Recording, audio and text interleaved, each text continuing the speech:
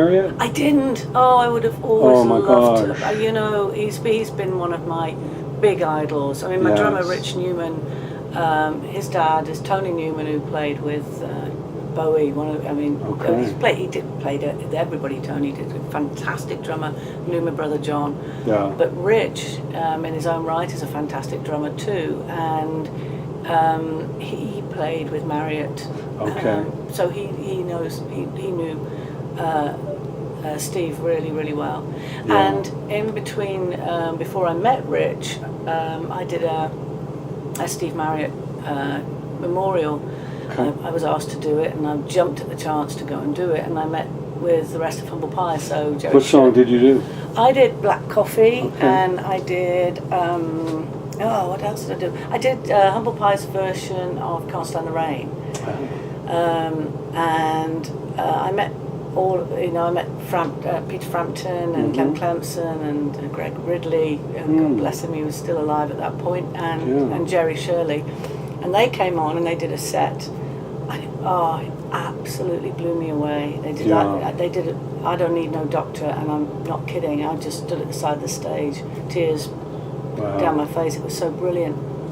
Yeah, I was fortunate enough to see Steve with Humble Pie several times, and I never did. I never met him. He's just this little guy, and his voice was just... Well, you know, I mean, my brother got me into Steve Marriott, Humble Pie, and he gave me this album to play, which was Eat It, and you know, I just thought this was some great big black soul guy, you know.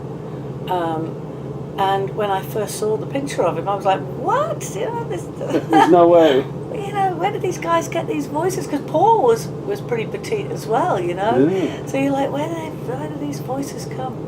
But as I say, I did a couple of the songs at the tribute, and Jerry Shirley came up and saw me and said, you know, if ever you need a drummer, I'm there, girl.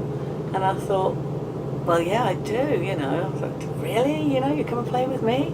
And so he did. So he joined me for quite a while. So we used to do a few Humble Pie songs. We'd do, we'd do Black Coffee, we'd do Thunderbox. If You Think You're Groovy, there was quite a few that we did. Yeah. Magical Music. Hot and Nasty, that was a regular one we'd do.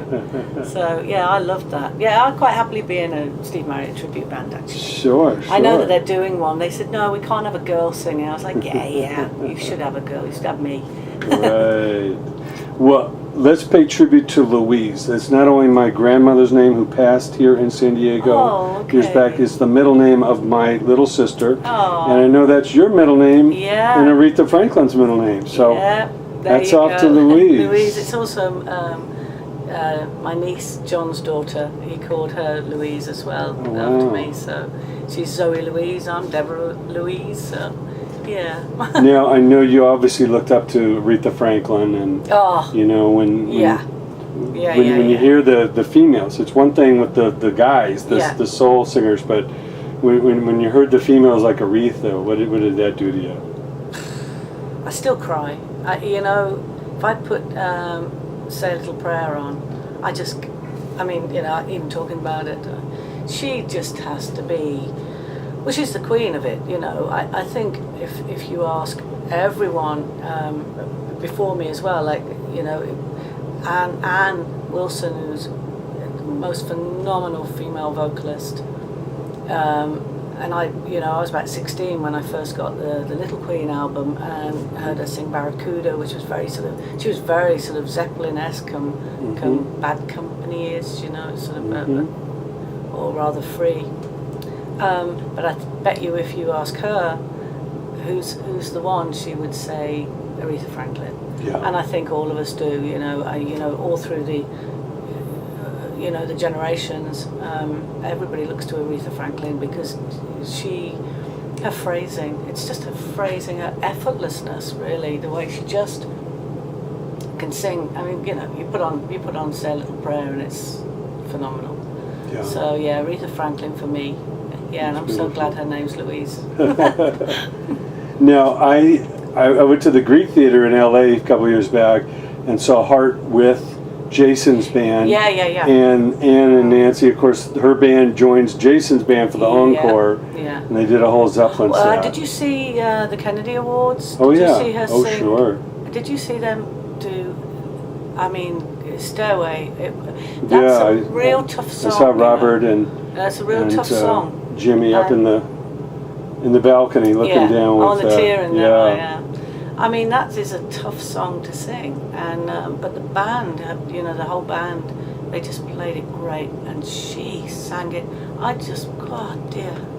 So yeah, this is quite a moment for me to be on the same stage as Ann Wilson, Yeah. Wow, she's Ann Wilson, Yeah. It's like, oh my goodness. What a celebration. Well, I know animals mean a lot to you, and it's great that you're able to combine music and friends and animals and so many good vibes out on this tour and in your life. Yeah. What special place do animals mean to you? They make my world work. I mean, it's as simple as that. My life doesn't work unless I've got that, really. We're just stocking up the tour bus with waters. You grew up with animals? You had horses? Yeah. Since Dogs? I was 3, I think, from when I was a little girl, I rode horses. I had dogs, and they just make my world right. Without them, it becomes. I feel lost. The animals have a way of just completely balancing you out, and they're real. There's no agenda, except sometimes they might want a dog biscuit, or my donkey wants a scratch behind his ears. He likes that. But yeah, I miss them. That's the only thing about touring. It's usually in the UK I take the dogs with me, but of course coming out to America it was like, okay, you've got to go and leave them, and I guess it's a little bit why I don't tour that much or that far, because I tend to want to get home pretty quickly to see the animals. I really miss them, but it's great because we've had a sniffer dog at most of these amphitheatres. They bring in, the dogs that sniff out any the German Shepherds. Oh, the one that came yesterday was a beautiful big golden Labrador. Oh wow! Oh, he was gorgeous, called Henry. So yeah, I got my dog fix. Amazing. Now, all that you've seen and all that you've done, I know you've got so many, ideas. Obviously, how you're living your life and making your music. But what can you instill on young people that want to be creative? I know the business is constantly evolving, but as far as creatively, as far as studying, singing or working at the craft of songwriting, the dedication is so important. What can you instill on those coming up? You've got to feel it. You can't. I don't think it's. Yes, you can hone your talent without a doubt. You can hone your songwriting. You've got to start somewhere. So, yeah, you can progress it and make it better. You can, but the bottom line is you have to feel it. And if you don't feel it, you can't teach somebody to songwrite. You can't teach somebody to sing. You can't teach them to play guitar. You can, but without that soul and without feeling it in your gut, it's just this, isn't it? You can play notes and they might be perfect, but if you don't have that soul inside of you, where that can come out, and that's the thing. I think you have to feel what you're doing. If you don't feel it, My feeling is that no one should be out there doing it if they don't really feel it. That's the only thing I can say, because I know there's so many schools that teach it, and there's I think and we have to follow your heart, do what's inside. We have all these programs where these kids are put on through their paces and made to sing different songs, and humiliated some of them. I'm really not into any of that. I think it's awful, and I think why should you be able to sing a genre that's completely different to what you're feeling? I think that's crazy.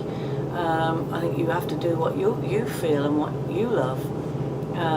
Otherwise, we have all these perfect voices going around that are all, but most of them are very pitched anyway. And no, you've got to feel it in your gut. And I think the only way you can do that and hone your talent properly is to just get out on the stage and keep playing and playing and playing and playing. And that's really it. Well, Deborah, it's a real pleasure. Thank you so much for joining us. Thank you. We can't wait for an amazing show. You're going to kick it off in grand fashion. Have Ann Wilson, Jeff Beck, and Paul Rogers join and burn that stage up. Well, and I'm even when you just say it like that, I get all, it's going to be great. Yeah, we've had 2 fantastic shows already, and I'm loving working with Ian Hatton. He played in Bonham with Jason as well. He had big success in the States. And of course he's my old friend that I grew up with at school. We went to college together, so it's just great us being together on this one. And we're having a ball,